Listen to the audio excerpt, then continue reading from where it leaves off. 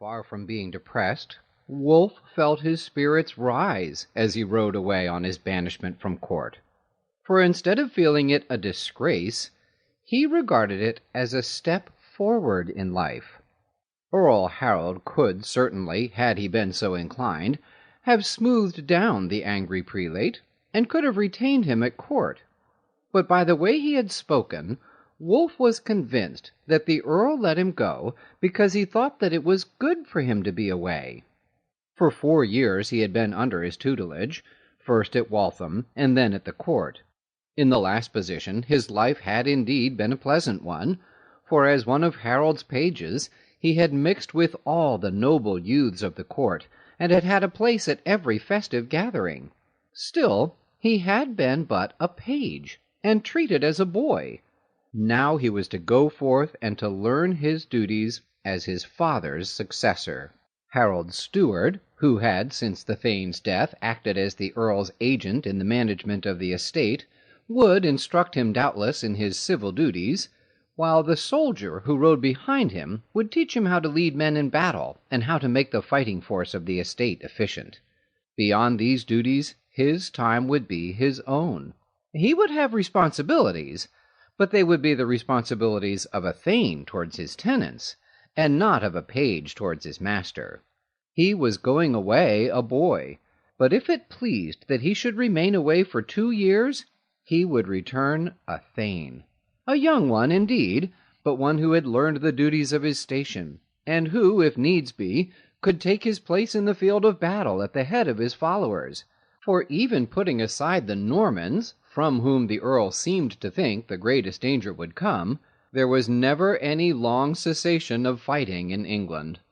There were the Welsh, who were always turbulent, the Danes of Northumbria, who were still a distinct people, although throughout the rest of England their identity was fast being merged into that of the Saxons.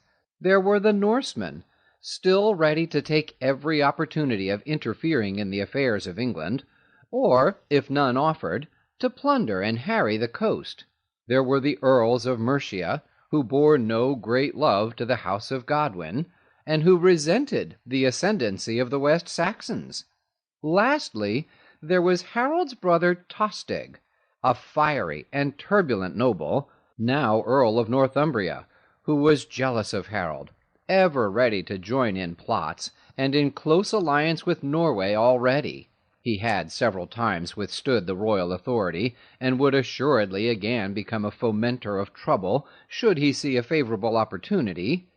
At the king's death, if not before, that opportunity would be sure to present itself. Harold would be certainly chosen by the people of London and by the West Saxons, but almost as certainly would his claim be disputed by the Earls of Mercia on one hand, and by Tostig and the Danes on the other. Wulf was sure, therefore, that the work spent in preparing his tenants to take the field when called upon to do so would not be wasted. Full of these thoughts, he rode for some miles from Westminster without addressing himself to the 2 men behind him. Then, bethinking him that these were trusted followers of the earl, and had been specially told off by him to accompany and stay with him, he called them up to his side.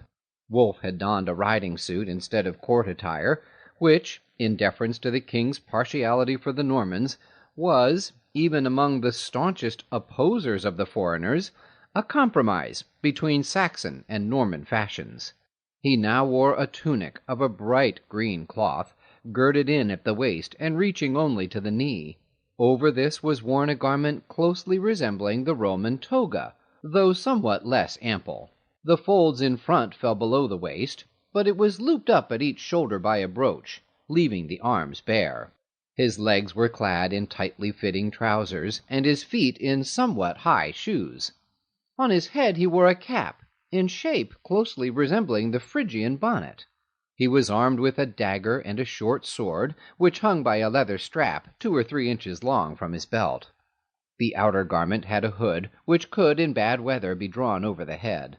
The man who was the bearer of Harold's orders to the steward wore a civilian dress not unlike that of Wulf's.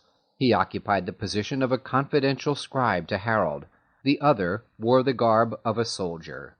He was clothed from